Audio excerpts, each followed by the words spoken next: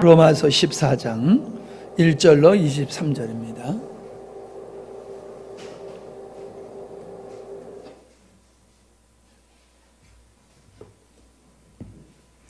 제가 표준 번역 성경으로 읽을 터이니까 여러분이 맞추어서 잘 따라서 비교해 가시면서 읽으시면 되겠습니다. 집에 꼭 여러분들이 그 현대어 성경, 표준 번역 성경 이런 것들을 한 권씩 꼭 가지시고 이렇게 읽으시면 큰 도움이 됩니다. 1절입니다. 여러분은 믿음이 약한 이를 받아들이고 그의 생각을 시비 거리로 삼지 마십시오. 어떤 이는 모든 것을 다 먹을 수 있다고 생각하지만 믿음이 약한 이는 채소만 먹습니다. 먹는 이는 먹지 않는 이를 업신여기지 말고 먹지 않는 이는 먹는 이를 비판하지 마십시오. 하나님께서 그를 받아들이셨습니다. 4절입니다.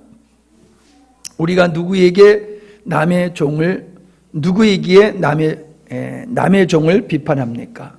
그가 서 있든지 넘어지든지 그것은 그 주인이 상관할 일입니다. 주께서 그를 서 있게 할 수 있으시니 그는 서 있게 될 것입니다. 또 어떤 이는 이 날을 전날보다 더 중하다고 생각하고 또 어떤 이는 모든 날이 다 같다고 생각합니다. 각각 자기 마음의 확신을 가져야 합니다. 6절 어떤 날을 더 존중히 여기는 이도 주님을 위하여 그렇게 하는 것이요 먹는 이도 주님을 위하여 먹으며 먹을 때에 하나님께 감사를 드립니다. 그리고 먹지 않은 이도 주님을 위하여 먹지 않으며 또한 하나님께 감사를 드립니다. 7절 우리 가운데에는 자기만을 위하여 사는 이도 없고 또 자기 만족을 위하여 죽는 이도 없습니다. 우리는 살아도 주님을 위하여 살고 죽어도 주님을 위하여 죽습니다. 그러므로 우리는 살든지 죽든지 주님의 것입니다. 그리스도께서 죽으셨다가 살아나신 것은 죽은 사람들에게도 산 사람에게도 다 주님이 되려고 하신 것입니다. 10절 그런데 어찌하여 우리는 형제나 자매를 비판합니까? 우리는 모두 다 하나님의 심판대 앞에 서게 될 것입니다. 성경에는 이렇게 기록되어 있습니다. 주께서 말씀을 하신다. 내가 살아있으니 모든 무릎이 내 앞에 꿇을 것이요 모든 입이 나를 하나님으로 고백할 것이다. 12절 그러므로 우리는 각각 자기 일을 하나님께 사실대로 알아야 할 것입니다. 그러므로 이제부터는 서로 남을 판단하지 마십시다. 형제 자매 앞에 장애물이나 걸림돌을 놓지 않겠다고 결심하십시오. 내가 주 예수 안에서 알고 확신하는 것은 이것입니다. 무엇이든지 그 자체로 부정한 것은 없고 다만 부정하다고 여기는 그 사람에게는 그것이 부정하다는 것입니다. 15절 여러분 각자가 음식 문제로 형제 자매의 마음을 상하게 하면 그것은 이미 사랑을 따라 살지 않은 것입니다. 음식 문제로 그 사람을 망하게 하지 마십시오. 그리스도께서 그 사람을 위하여 죽으셨습니다. 16절 그러므로 여러분이 좋다고 여기는 일이 도리어 비방거리가 되지 않게 하십시오. 하나님의 나라는 먹는 일과 마시는 일이 아니라 성령 안에서 누리는 의와 평화와 기쁨입니다. 그리스도를 이렇게 섬기는 사람은 하나님을 기쁘시게 하고 사람에게도 인정을 받습니다. 19절 그러므로 우리는 서로 평화를 도모하는 일과 서로 덕을 세우는 일을 힘쓰십시다. 20절 음식 때문에 하나님의 일을 무너뜨리지 마십시오. 모든 것이 다 깨끗합니다. 그러나 어떤 것을 먹음으로써 남을 넘어지게 하면 그러한 사람에게는 그것이 해롭습니다. 고기를 먹는다든가 술을 마신다든가 그 밖에 무엇이든지 형제 자매를 걸려 넘어지게 하는 일은 하지 않는 것이 좋습니다. 여러분 각자가 지니고 있는 신념을 하나님 앞에서 스스로 간직하십시오. 자기가 옳다고 생각하는 일을 하면서 스스로 정죄하지 않는 이는 복이 있습니다. 23절 의심을 하면서 먹는 이는 이미 정죄함을 받은 것입니다. 그것은 믿음에서 한 것이 아니기 때문입니다. 믿음으로 하지 않는 것은 다 죄입니다. 아멘. 더 이해가 쉽지요? 예. 안 쉬워요? 꼭 그렇게 여러분들이 집에서 한 권씩은 가지시고 그렇게 읽는 게 참 좋습니다. 바울 서신을 읽어보면은 판단과 분별이라는 단어를 많이 사용하고 있는 것을 보게 됩니다. 분별은 생산적인 뜻이 있습니다. 그러나 판단이라고 하는 것은 파괴적인 뜻을 지니고 있습니다. 그래서 성경에서는 분별은 장려하고 판단은 금하는 것을 우리가 볼 수 있지요. 분별이란 사물을 종류에 따라 구별하여 가름하는 것이라고 하는 겁니다.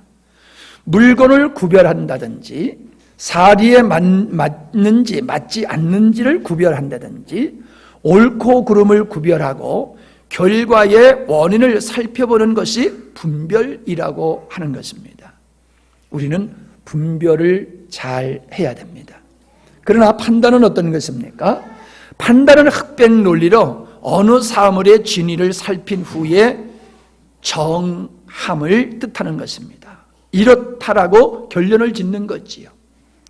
그러기에 칭찬이나 정죄하고 비난하게 되어 있다라고 하는 것입니다. 속단은 잘못된 판단을 하기가 쉽습니다. 그래서 우리 그리스도인들은 분별하는 일에는 탁월하지만은 판단하는 일에는 우리가 관여하지 않는 것이 좋습니다. 그것은 하나님이 할 일이기 때문에 그렇습니다.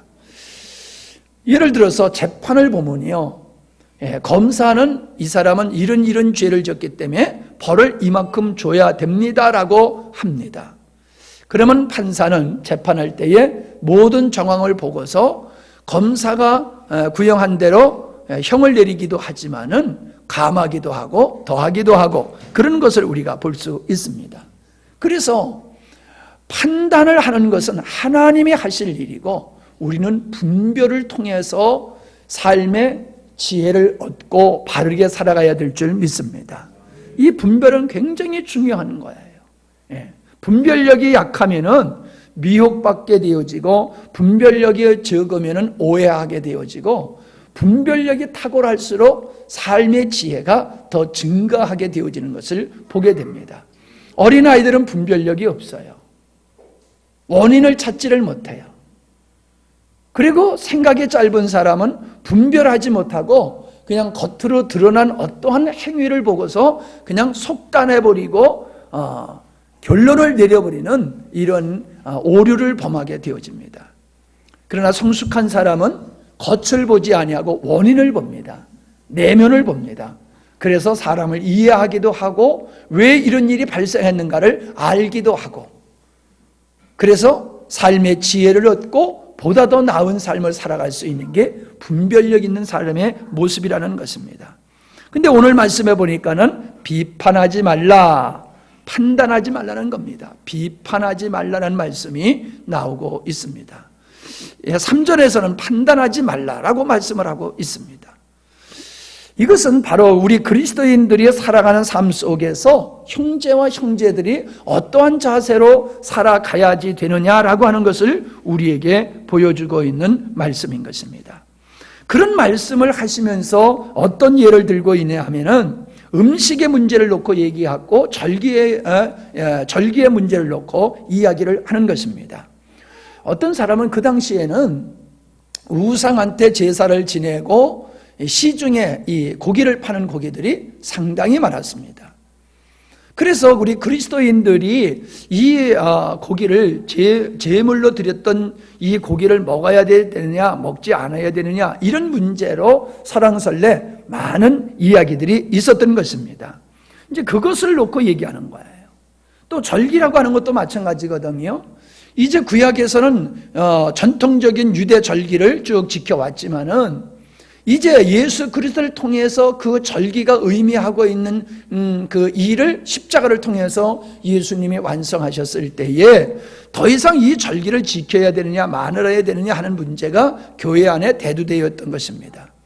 그래서 유대인들이 예수님을 믿게 되었을 때에는 예수님을 믿어도 할례를 행해야 된다, 모든 율법의 규례를 지켜야 된다라고 강조하는 사람이 있었습니다. 그래서 사도 바울이 모든 율법에 있어서 날, 절기 이런 것들은 하나의 모형이다. 그렇기 때문에 예수님을 통해서 완성되어졌으므로 말미암아 더 이상 그런 것을 지킬 필요가 없다.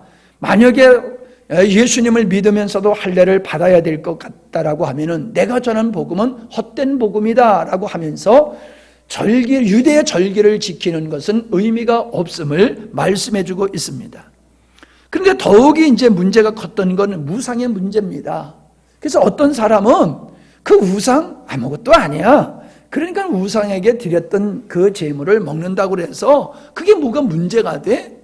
문제될 건 하나도 없어. 그냥 동일한 고기일 뿐인데 그 고기를 제물로 드렸다고 해서 뭐가 거기에 새로워지는 것이 의미가 부여되는 건 없거든.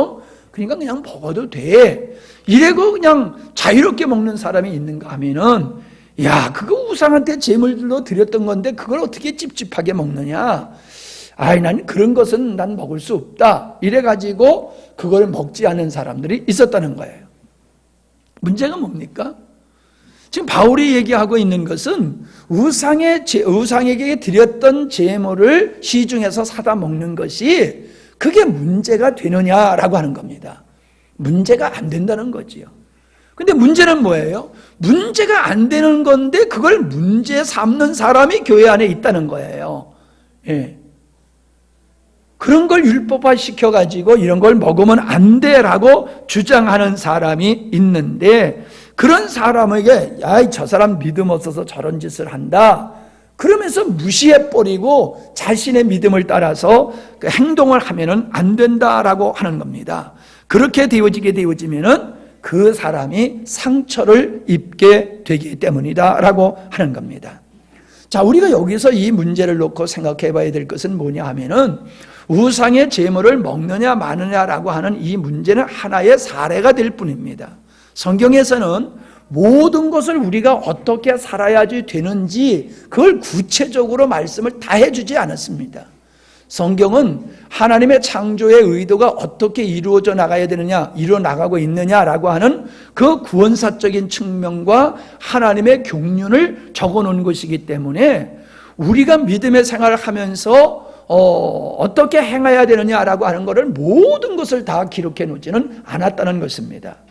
이렇게 해도 되고 저렇게 해도 되는 거, 이래도 괜찮고 저래도 괜찮은 거, 진리가 아닌 비본질적인 걸 가지고 너희들이 그런 것에 얽매여서 서로 다투고 싸우면 안 된다라고 하는 것을 그걸 말씀해 주는 게 오늘 이 14장에서 말씀해 주고 있는 본질이다라고 하는 겁니다. 자, 우리는요 어떤 일을 하다 보면 서로의 자신의 견해가 있어요. 그래서 서로 달라요. 어떤 일을 해더라도 여러분이 집안에서 부부지간에 일을 해도 서로 의견이 다르잖아요. 직장에서도 같은 일을 해도 또 달라요. 예. 교회에서 일을 해도 서로의 견해가 서로 다릅니다. 그런데 진리에 관한 것은 명확합니다. 그건 누가 봐도 명확해요. 그러니까 거기는 갖다 붙다 이러쿵저러쿵 여러 말이 나오지를 않습니다. 명확하니까는. 그런데 이렇게 해도 되고 저렇게 해도 되는 것 같은 진리가 아닌 문제에 대해서는 명확하지 않기 때문에 서로가 자기의 견해, 자기 주장을 하게 되어짐으로 말미암아 서로 갈등이 벌어지게 되어 있다라고 하는 것입니다. 그래서 우리의 성도들은 본질이 아닌 문제에 있어서는 고집을 부리지 말라는 거예요.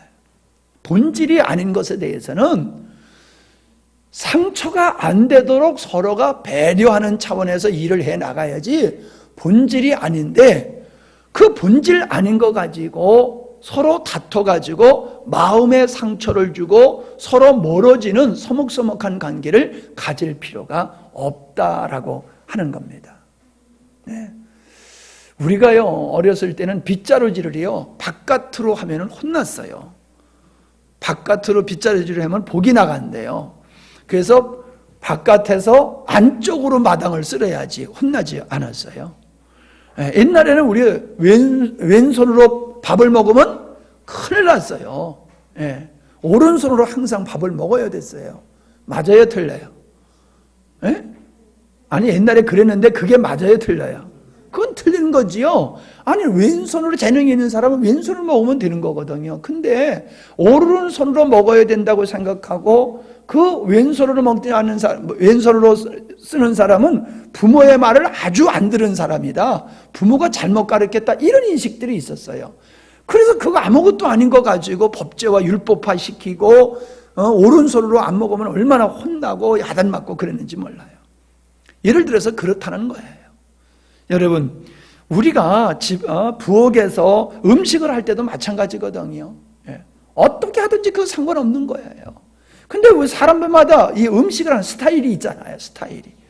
이제 사람들을 보면 꼭 자기 스타일로 해야지 마음이 편안한 거예요. 다른 사람 스타일로 하면 괜히 마음이 아주 불안하고 잘못될 것 같고 음식이 맛이 없을 것 같고 그래요. 우리 사모님이 시집 와가지고 무김치를 썰었는데 잘게 썰었어요. 맞지? 예, 잘게 썰었어요. 그랬더니 우리 아버지가 무슨 김치를 이따로 그냥 썰어놨느냐고, 예? 진 얘기해놨느냐고 그러면서 야단을 치더라는 거예요. 근데 친정에서는 그렇게 아주 가늘게 썰어가지고 채치듯이 해 먹었으니까 그게 당연한 줄 아는데 우리 집에서는 그러지 않았거든요. 굵게 썰어가지고 우들우들하게 먹었단 말이에요. 아니, 채를 잘게 칠 수도 있고 굵게 칠 수도 있고 그건 아무렇게나 해서 먹으면 되는 건데 그게 아니란 말이지요. 전 지금도 고구마를 먹어도 고추장에 찍어 먹어야 되고 감자를 먹어도 고추장에 찍어 먹어야 되고 빵을 먹어도 고추장을 먹으면서 먹으면 속이 편안하고 좋아요. 근데 어떤 사람은 그걸 설탕에 찍어 먹어야 된다고 얘기를 하고 그걸 가지고 고집을 부리면은 안 된단 말이에요. 그와 같다는 거예요. 그냥 아무것도 아닌데 그냥 이래도 좋고 저래도 좋은데 꼭 자기가 원하는 자기 스타일로 해야지만이 직성이 풀리고 그걸 맞다고 생각해가지고 서로가 분란이 일어나는 일이 교회 안에 없어야 된다는 거예요. 그러면서 하시는 말씀이 뭐예요? 그건 서로를 존중히 여겨야 된다는 거예요. 존중히. 그러니까 우리가 하나님과의 관계만 좋은 게 아니라 하나님과의 관계가 좋은 사람은 성도와의 관계도 좋아야 된다는 거예요. 근데 우리 아멘은 했지만 안 그렇잖아요. 나하고 스타일 좋은 사람끼리만 놀잖아요. 에? 나하고 성향이 같은 사람끼리 같이 잘 놀지 나하고 성향이 잘 안 맞는 사람하고는 잘 안 만나잖아요. 편 가르게 하는 건 아니지만은 그러나 이상하게 편 갈라져 있잖아요. 의도적으로 가른 건 아니에요. 예. 우리 예원이하고 지원이는 서로 사랑은 하지만은 스타일이 달라가지고 노는 데가 달라요. 노는 데가. 우리 예원이는 방 안에서 노는 걸 좋아하고 지원이는 바깥에서 노는 걸 좋아해요. 서로 좋아하지만 스타일이 달라서 그렇거든요.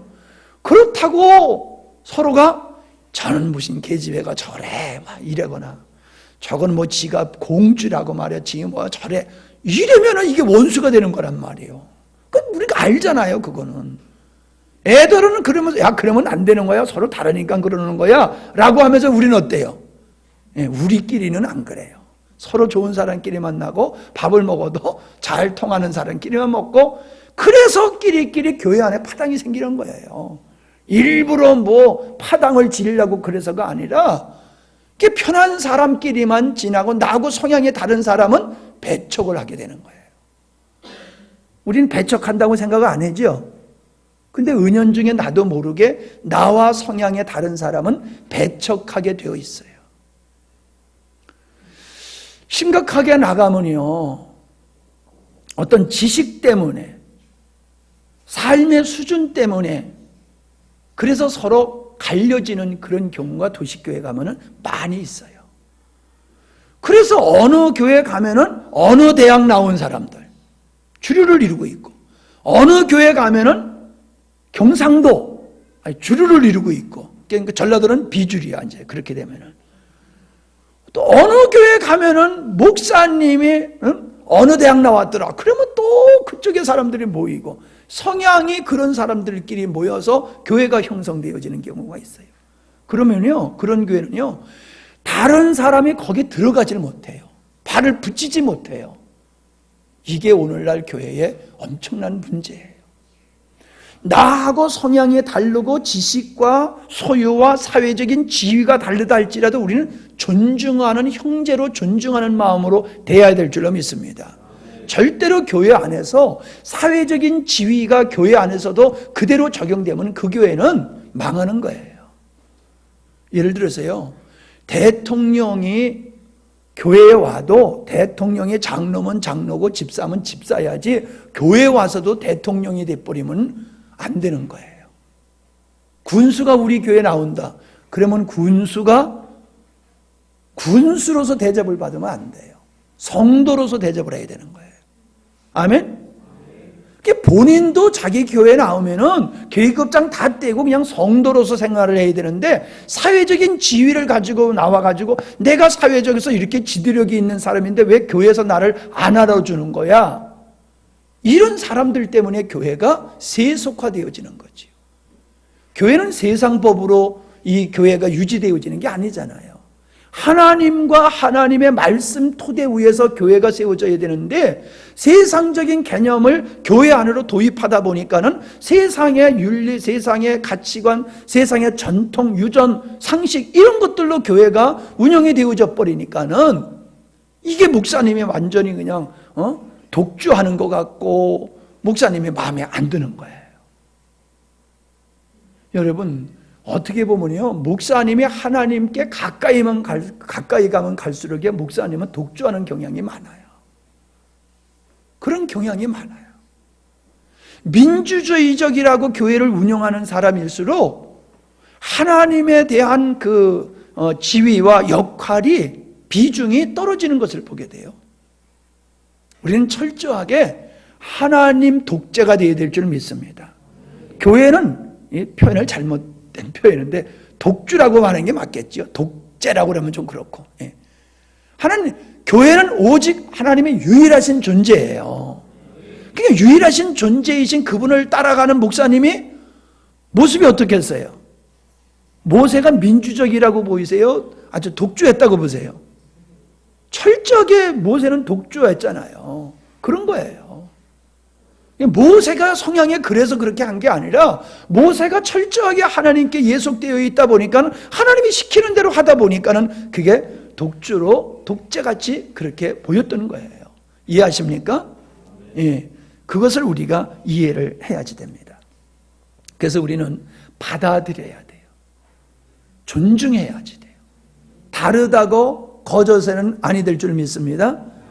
다르지만은 그 다른 게 틀린 것이 아니라는 거예요. 다를 뿐이지.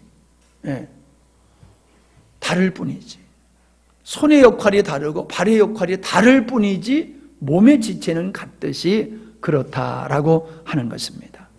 그래서 2절에 보면은 어떤 사람은 모든 것을 먹을 만한 믿음이 있고 연약한 자는 채소만 먹느니라 라고 얘기하면서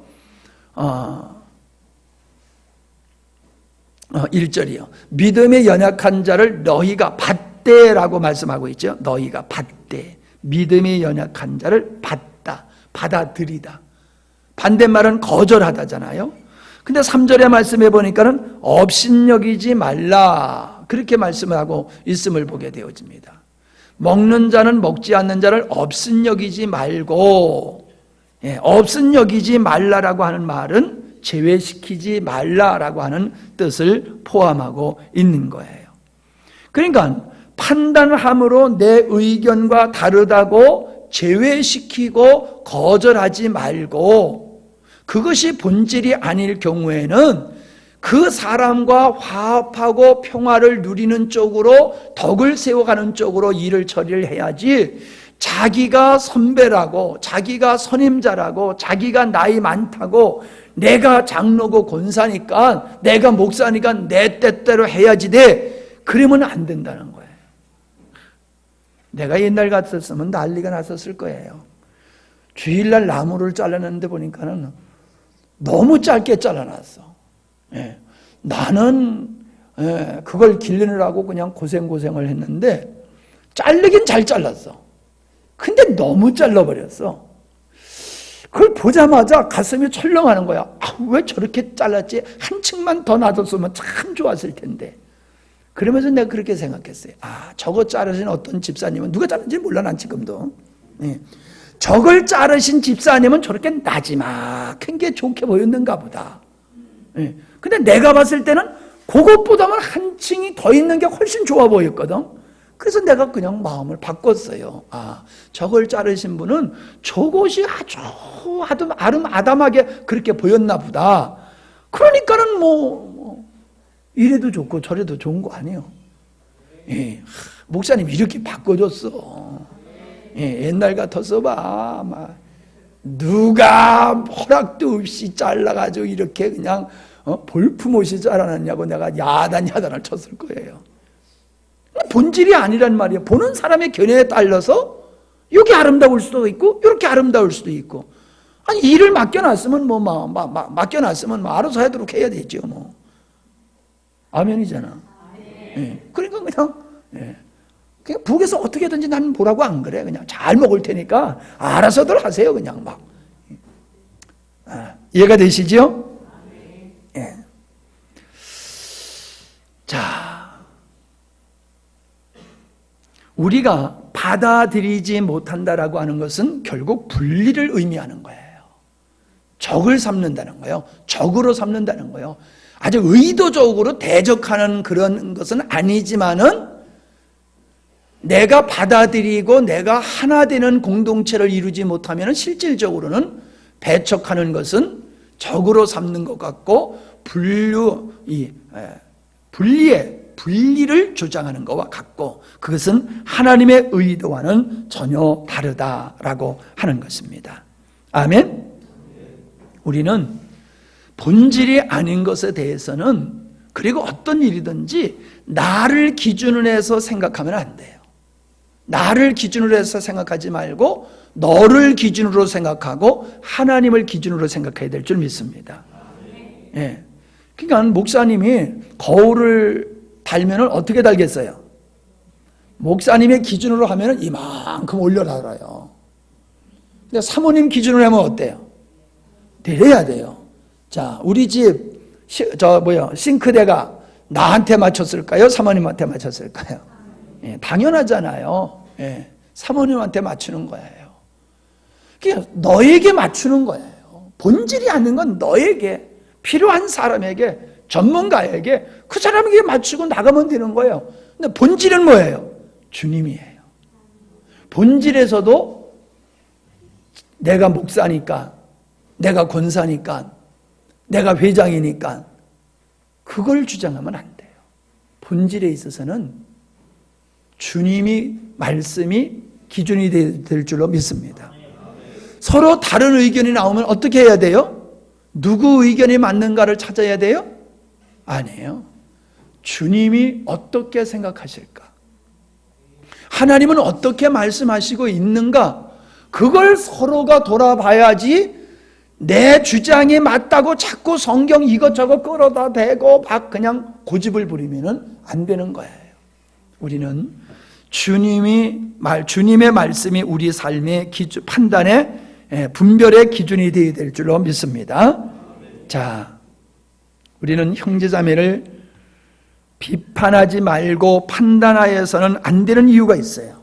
첫째로 우상의 문제를 놓고 볼 때에 그 우상의 것은 아무것도 아니기 때문이다 라고 하는 것입니다. 고린도 전서 8장 4절에 보면은 우상하게 바친 고기를 먹는 일을 두고 말하면 우리가 알기로는 세상의 우상이란 것은 아무것도 아니고 오직 하나님 한 분밖에는 신이 없습니다. 남들은 신도 많고 주도 많다고 하고 이른바 신이라는 것들이 하늘에도 있고 땅에도 있다고 하지만 6절 우리에게는 아버지가 되시는 하나님 한 분이 계실 뿐입니다. 만물이 그에게서 생겼고 우리는 그분을 위해서 있습니다. 또한 한 분 주님이신 예수 그리스도가 계시니 만물이 그로 말미암아 있고 우리도 그로 말미암아 있습니다. 7절 그러나 누구에게나 다 지식이 있는 것은 아닙니다. 어떤 사람은 지금까지 우상을 섬기는 습관에 젖어 있어서 우상에게 바쳤던 제물을 먹을 때에는 자기들이 먹는 고기가 참으로 우상의 것이라고 생각합니다. 그리고 그들의 양심이 약함으로 그 음식으로 말미암아 자기들이 더러워졌다고 생각합니다. 그러나 우리를 하나님 앞에 내세우는 것은 음식이 아닙니다. 음식을 먹지 않는다고 해서 손해될 것도 없고 먹는다고 해서 이로울 것도 없습니다. 이해가 되시지요? 설명할 필요가 없지요? 예, 10장 고린도전서 10장 25절에 보면은 시장에서 파는 것은 무엇이든지 양심을 생각하여 묻지 않고 먹어도 됩니다. 땅과 거기에 가득 찬 것들이 다 주의 것이기 때문입니다. 불신자들 가운데서 누가 여러분을 초대하여 여러분이 거기에 가려고 하거든 여러분 앞에 차려놓은 것은 무엇이나 양심을 생각하여 묻지 말고 드십시오. 이거 우상한테 바쳤던 거야 안 바쳤던 거야 물어보지 말고 그냥 먹으라는 거예요. 자, 이것도 설명이 필요 없죠? 예.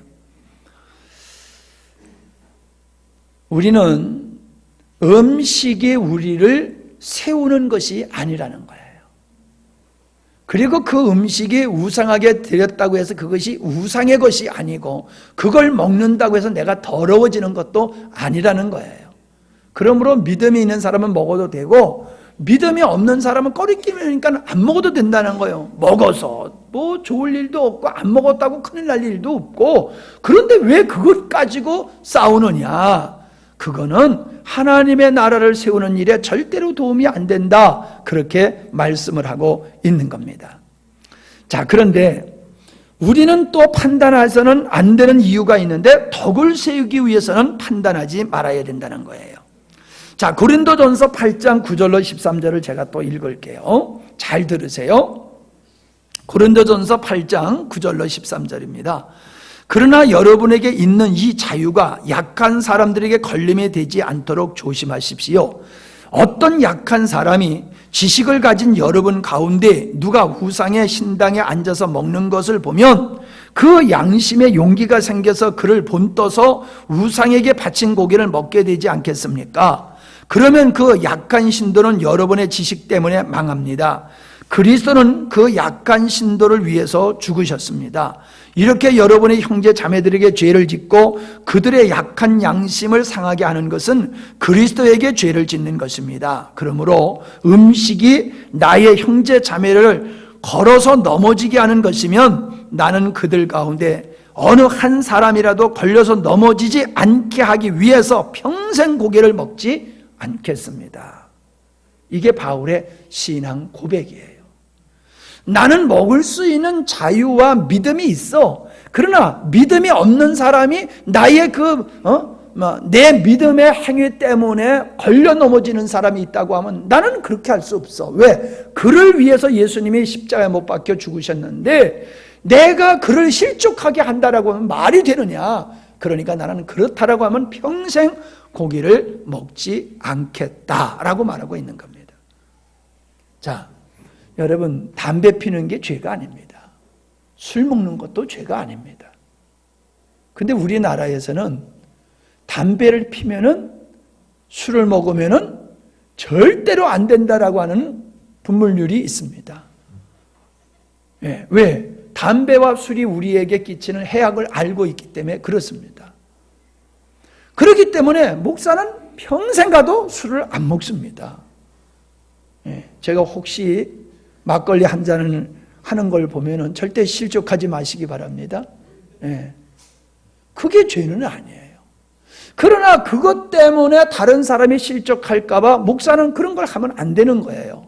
집사님들도 그런 걸 하면 안 되는 거예요. 왜? 안 믿는 사람도 예수 믿는 사람은 술 먹지 않아 라고 알고 있는데 그걸 먹으면은 세상 사람들이 우리를 보고 저 가짜 엉터리 그러면서 뭐 그러잖아요. 한 잔이면 괜찮아. 아무개 장로도 잘 먹대 괜찮아. 이런 소리 안 들어보셨어요?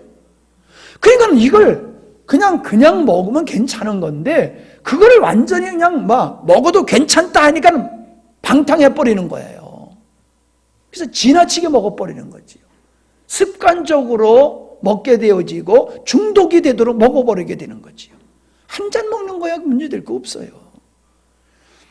나는 우리 친구 목사님이 약을 담아서 해줬는데 아주 그거 먹을 때마다 속에 불이 나가지고 물을 그냥 물에다가 타가지고 한 대접을 먹으니 그 맛없는 걸 한 대접을 먹으려니 얼마나 힘이 들어요.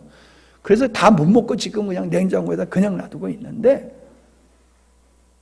여러분 우리가 그 먹는 그런 걸 먹는 게 문제가 되는 게 아니라는 거예요. 아멘. 그러나 덕을 세우기 위해서는 해서는 안 된다라고 하는 것을 이야기해 주고 있습니다. 10장 28절, 고린도전서 10장 28절로 33절. 그러나 어떤 사람이 여러분에게 이것은 제사에 올린 음식입니다 라고 말하거든 그렇게 알려준 사람과 그 양심을 생각해서 드시지 마십시오. 너가 여기에서 양심이라고 말하는 것은 내 양심이 아니라 다른 사람의 양심입니다. 어찌하여 내 자유가 아니라 다른 사람의 양심입니다. 어찌하여 내 자유가 남의 양심으로 판단을 받겠습니까? 내가 감사하는 마음으로 참여하면 내가 감사하는 그 음식 때문에 비난을 받을 까닭이 어디에 있습니까? 그러므로 여러분은 먹든지 마시든지 무엇을 하든지 모든 것을 하나님의 영광을 위해 하십시오. 여러분은 유대 사람에게도 그리스 사람에게도 하나님의 교회에도 걸림돌이 되지 마십시오. 나도 모든 일을 모든 사람의 마음에 들게 하려고 애씁니다. 그것은 나 스스로의 이로움을 구하지 않고 많은 사람의 이로움을 구하여 그들이 구원을 받게 하려는 것입니다. 아멘. 다른 사람을 구원하기 위해서 우리는 덕을 세우는 일을 행해야 된다. 그렇게 말씀을 하고 있는 겁니다.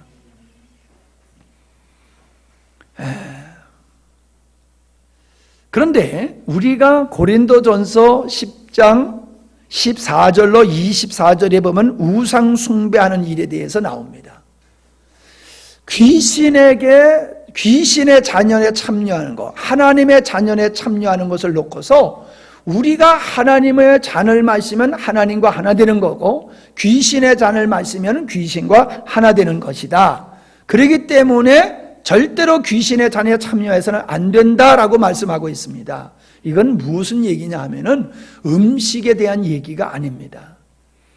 우리가 우상 숭배하는 데 참여하면은 그 우상과 하나가 되는 거라는 거예요.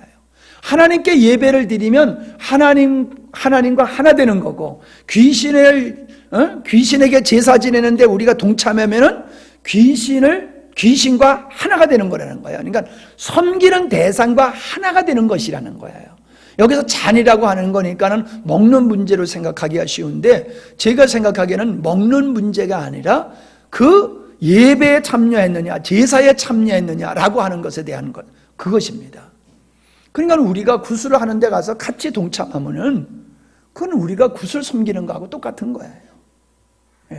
점 치는 데 가서 우리가 점을 봤다, 그러면 우리는 그 점쟁이하고 똑같은 거예요. 예를 들어서 여러분, 내가 제사에는 참석 안 하고 제사의 음식을 먹는 건 문제가 안 돼요.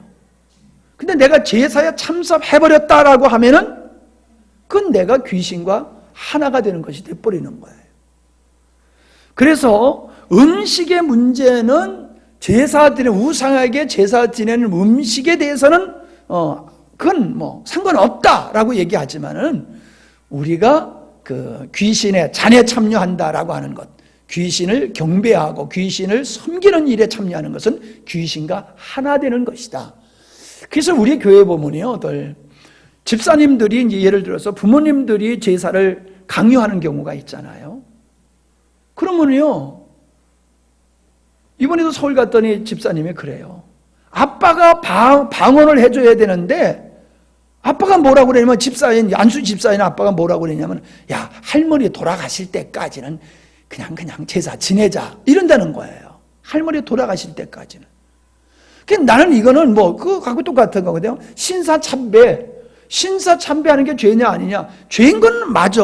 그러나 나는 신사에게 절을 하지만 내 마음은 안 해. 몸으로만 하는 거지. 마음은 아니거든. 그러니까 이건 신사참배가 아니야. 그런 논리로 제사를 지내면서도 나는 제사에게 절하는 게 아니야. 그러나 그냥 덕을 세우기 위해서 참여하는 거지. 이거는 안 맞는 것이라는 거예요. 내 마음에 있든지 없든지 내가 그 귀신을 섬기는 일에 참여해버리면은 내가 귀신과 하나 됐다고 성경에서는 말하고 있는 거예요. 그냥 하면 안 된다는 거지요. 이해가 되세요? 그래서 음식과 제사 지내는 거하고는 다르다. 우상 숭배하는 거하고는 굿하고 이런 것하고는 다른 것이다 라고 하는 것을 우리가 인식을 해야 되는데, 오늘날 많은 그리스도인들이 그런 것을 하나의 문화적인 행사라고 생각해요. 굿하는 걸 문화적인 행사라고 생각해요. 그건 신앙이 아니라 문화다.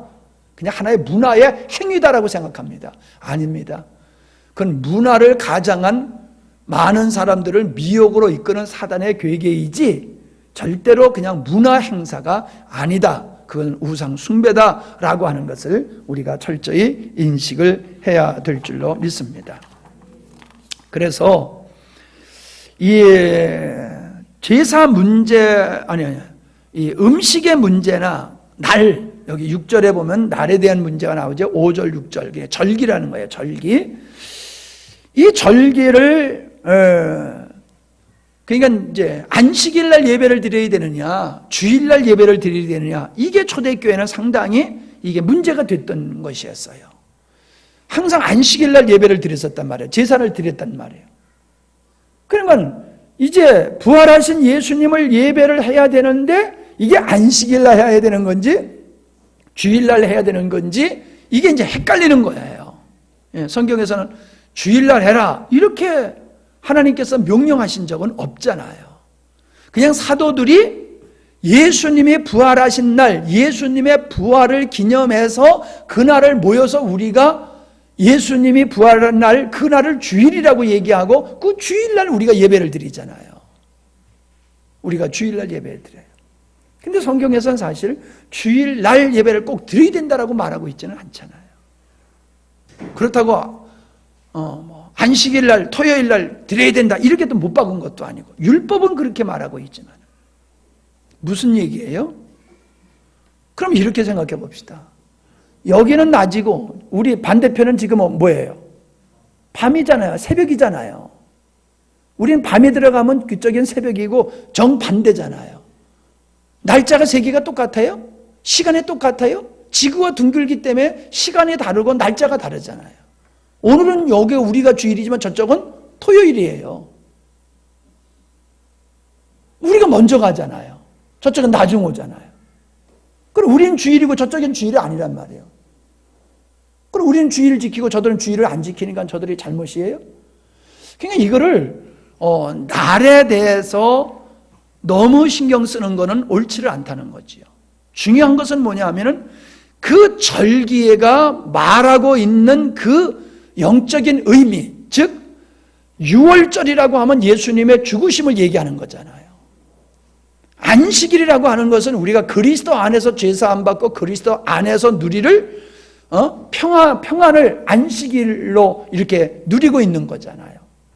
그렇기 때문에 날이 중요한 것이 아니라 동기가 중요하다라고 하는 것을 이야기하고 있는 거예요. 동기. 그렇다고 나를 그냥 아무렇게나 한다라고 그러면 질서가 없기 때문에 그건 안 되는 거예요. 그래서 우리는 질서를 지키고 규모 있게 믿음의 생활을 하기 위해서는 날을 정해야 되는데 우리가 주일날을 정했으니까 그냥 주일날 지켜가면 되는 거예요. 근데 주일날 안 지켰다고 해가지고 너무 마음 상할 필요는 없어요. 예. 그러니까 이제 자유다 까짓거 이제는 아무렇게나 된다 아니라니까. 동기를 우리는 중요하게 여겨야 된다니까요. 그러니까 우리는 이 날을 주일날로 정했어 했기 때문에 그게 의미 있는 거예요. 그걸 지켜야 되는 거예요. 그걸 지켜야 되는 거예요. 그러나 안 지켰다고 해서 너무 마음 상하지 말라는 거예요. 중요한 게 뭐예요? 모든 날이 주일의 날이라는 거예요. 주일 날만 주일이 아니라는 거예요.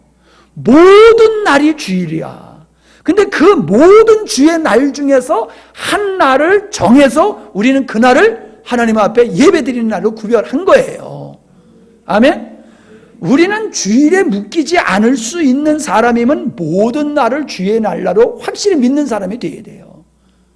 잘못하면요, 방종하는 신앙이 생기는 거예요. 그래서 무교회주의자가 나오게 되어지는 거고, 인터넷에서 예배 드리는 사람이 나오고, 온라인으로 헌금하고, 집에서 편안하게 새우깡 먹으면서 예배 드리는 거야. 커피 마셔가면서 예배 드리는 거야. 이건 편리주의자지요. 참 신앙의 고백이 아니지요. 믿음의 동기가 없는 거지요. 생각해 보세요. 옛날에는요, 교회에서 기타가 들어와요. 교회에서 기타 치는 것은 고상하고, 목사님이 기타를 못 배운 이유는 그때는 날라리들만 기타 쳤어요. 목사님 때는 껄렁껄렁 하는 애들만 기타 쳤지, 목사님 같이 범생이들은 절대로 기타를 만지지도 않았어요. 기타를 배우고 싶었는데 내가 범생이잖아요. 그러니까 어떻게 기타를 배워요? 나 그래서 못 배웠어요. 근데 지금 예배에 기타가 없으면 돼요? 요즘 예배에 기타 없이 예배 드린다고 하는 건 상상할 수가 없잖아요. 저 피아노 술집에서 치던 피아노예요, 저게. 옛날에는 술집에서 치던 피아노가 교회로 들어와서 예배용으로 사용되고 있잖아요. 옛날에요, 복음송 불러보세요. 난리 이단 소리 들었어요. 교회에서 복음송을 부르면. 요즘은 어때요? 그게 본질이 아니란 말이죠. 그런데 그런 걸 본질로 삼고, 요즘이야 요즘 다방 가는 사람들은 할아버지들 가는지 모르겠어. 다 커피숍으로 가잖아요. 커피숍 없을 땐 다방밖에 없었잖아요. 그러니까 다방 가면은 손가락질하고 그랬어요. 지금 커피숍 가는 사람 보고 손가락질해요? 예? 안 그러잖아요. 볼링 치는 거, 당구 치는 거, 그런 거 하면은 아주 신앙이 없는 아주 이상한 사람으로 여겼었어요.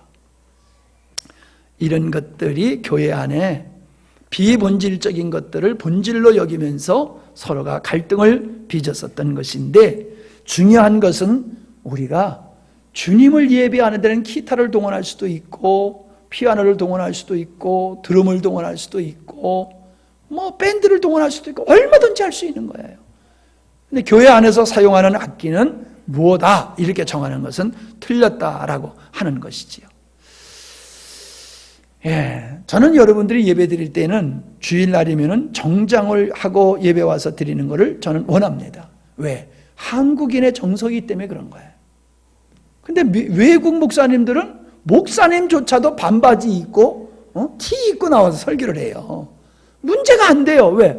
문화가 그러니까, 정서가 그러니까. 우리 정서니까는 우리는 우리 정서에 맞춰서 하는 게 그게 덕을 세우는 것이기 때문에 그렇게 해야 된다. 어떤 목사님들은 가운을 꼭 입고 설교를 해요. 폼나잖아요. 거룩해 보이고 뭐가 있어 보이고 그러잖아요. 가운 딱 입고 하면은. 여러분 목사님 볼 때 안 그렇게 보여요? 그러니까 꼭 설교할 때 꼭 그거 입어요. 안 입는 분도 있는데 나 같은 사람 잘 안 입잖아요. 어떤 특별한 예식이 있을 때만 입고. 근데 반드시 성찬할 때는 그냥 하는 법이 없어요. 반드시 성찬할 때는 꼭 가운을 100% 입고 해요. 안 입고 하면 안 되나요? 의미를 더 두기 때문에 어떤 의식을 그렇게 행할 뿐이죠. 자, 우리가 남을 판단해서는 안 되는 이유가 있는데, 아까도 두 가지를 얘기했지만 더 말씀을 드리면은, 내가 판단하는 내 기준이 옳지 않다라고 하는 거예요. 항상 내가 옳은 건 아니에요.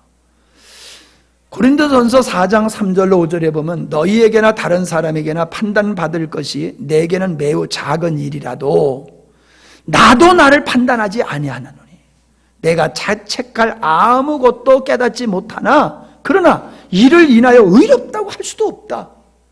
내가 나를 볼 때 자책할 것이 없다고 해서 내가 의롭다고 말할 수도 없다는 거예요. 그러니까 내가 기준이 될 수 있다 없다? 없다는 거예요.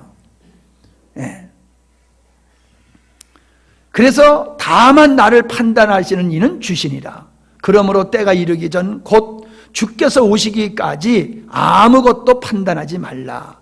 그가 감추인 어둠에 감추인 것들을 드러내고 마음의 뜻을 나타내시리니 그때 각 사람에게 하나님께로부터 칭찬이 있으리라. 자, 그 다음에 뭐예요? 판단하실 분은 주님이라고 말씀하고 있지요. 그가 어둠에 감추인 것들을 드러내고 내 마음의 뜻을 나타내시리라. 그게 뭐예요? 심판하시는 우리 주님을 말씀해주고 있는 거지요. 그래서 디모데후서 4장 1절에 보면은 하나님 앞과 산자와 죽은 자를 심판하실 그리스도 예수 앞에서라고 말씀을 하고 있습니다.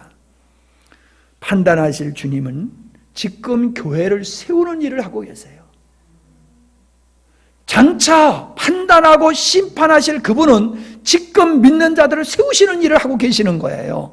그렇기 때문에 우리도 세우는 일을 힘써야지 우리가 판단하고 비판하는 일을 해서는 안 된다라고 하는 겁니다. 오늘 20절에 보면은 식물로 인하여 하나님의 사업이 무너지게 하지 말라라고 말씀하고 있습니다. 그 보잘것없는 하찮은 일들 때문에 하나님의 사업이 무너지게 해서는 안 된다라고 말씀을 하고 있는 겁니다. 하나님의 일은 하나님의 사람들이 하게 되어 있어요. 그래서 교회가 하나님의 위대한 일을 계획했다고 교회가 위대해지는 것은 아닙니다. 중요한 것은 교회의 구성원인 성도 한 사람 한 사람이 하나님 앞에 굳게 서 있을 때에 그런 교회는 위대한 교회, 아름다운 교회가 되어 가는 걸 믿으시기를 바랍니다. 그래서 우리는 본질이 아닌 것 가지고 다투다가 서로 망하는 자가 되지 말고 서로를 세워서 그래서 건강하고 아름다운 교회를 세워가는 것, 그게 우리가 해야 할 하나님의 일이다라고 말씀을 하고 있습니다. 마지막으로 우리가 살펴볼 것은 뭐냐 하면은 부딪힐 것과 거치는 것이에요. 부딪힐 것이라고 하는 것은 고의적으로 물건을 갖다 장애물을 갖다 놓은 게 아니에요. 근데 거칠 것이라고 하는 것은 고의적으로 장애물을 갖다 놔가지고 사람들로 하여금 부딪혀서 넘어지게 만드는 것이라는 거지요. 근데 결과는 어때요? 동일하다는 거예요. 내가 의도적으로 간 건 아니지만 그것 때문에 걸려 넘어진 거나 넘어지도록 갖다 놔가지고 넘어지는 거나 넘어지는 건 똑같다는 거예요. 그래서 여러분 장난 삼아서 돌을 던지는데 그 돌에 깨구리가 맞아 죽는다고 하는 것 같이 그냥 내가 아무런 생각 없이 악의가 없이 하는 건데 그거에 의해서 상처받는 사람이 있다는 거지요. 그게 부딪힐 것이라는 거죠. 그런 행위를 하지 말라는 거예요. 그러니까 절대로 하나님의 교회를 세워나가는 형제를 세우는 일을 해야지 형제가 넘어지는 일을 해서는 안 된다라고 하는 것이지요. 그래서 소극적으로는 넘어지게 하는 일을 하지 말아야 될 뿐만 아니라 적극적으로는 서로 화평하게 하는 일을 힘써야 되고 그 다음에 덕을 세우는 일을 힘써야 된다라고 말씀하고 있는 겁니다. 덕을 세우는 것은 상대방의 유익을 주는 행위를 말하는 거예요. 덕을 세운다라고 하는 것은 상대방의 유익이 되도록 하는 처사를 덕을 세우는 것이다 라고 말하는 겁니다. 하나님의 백성은 먹고 마시는 데 있지 말아야 됩니다. 하나님의 나라를 먹는데 이 먹는다라고 하는 것은 음식물만 말하고 하는 것이 아니겠지요? 그 다른 비본질적인 것, 지금까지 말씀드렸던 어떤 비본질적인 것, 그런 데 있는 게 아니라는 거지요. 중요한 것은 하나님을 모시고 사는 사람은 의의 왕이시며 평강의 왕이시며 희락의 왕이신 그 주님을 모시고 살기 때문에 사람들과 서로 성도 간에 화평을 이루고 서로 덕을 세우는 일을 힘써야 되는 것이 성도들이 해야 할 일임을 믿으시기를 바랍니다. 믿음을 따라 하는 것은 사랑을 쫓아 하는 거예요. 사랑은 자기의 유익을 굳지 않는다고 하셨죠? 그것이 바로 덕을 세우는 것입니다. 믿음으로 하지 않는 것이 죄라면 사랑으로 하지 않는 것이 죄라는 것입니다. 자기 부인이 덕을 세우고 자기 부인이 화평케 하는 일을 이루는 것임을 믿으시고 우리 영광스러운 교회는 정말로 하나님의 나라가 이루어져서 언제나 화평과 희락이 넘치는 그런 아름다운 교회가 될 수 있기를 바랍니다. 기도합니다. 하나님 아버지 감사합니다. 예수님을 믿고 구원받았다고 하면서 구원받은 형제 자매들을 내 성향과 다르고 내 기호와 다르다고 해서 적대시하고 배척하고 모르쇠 할 때가 얼마나 많은지 모릅니다. 참으로 그리스도 안에서 우리가 한 형제된 우리들 서로 사랑함으로 덕을 세우게 하시고 서로의 신앙의 유익을 위해서 섬기는 일에 매진토록 하여 주시옵소서. 우리가 하나님을 사랑한다고 하면서 형제를 사랑하지 못하고 내 유익을 쫓아 살다가 형제 자매에게 상처를 주는 것은 믿음의 도리가 아님을 우리에게 말씀해 주고 있습니다. 하나님, 우리가 참으로 형제 사랑함이 참으로 참 믿음의 본질임을 깨달았사오니 그렇게 아름답게 살아가는 저희들이 되게 하여 주시옵소서. 예수님의 이름으로 기도하옵나이다. 아멘.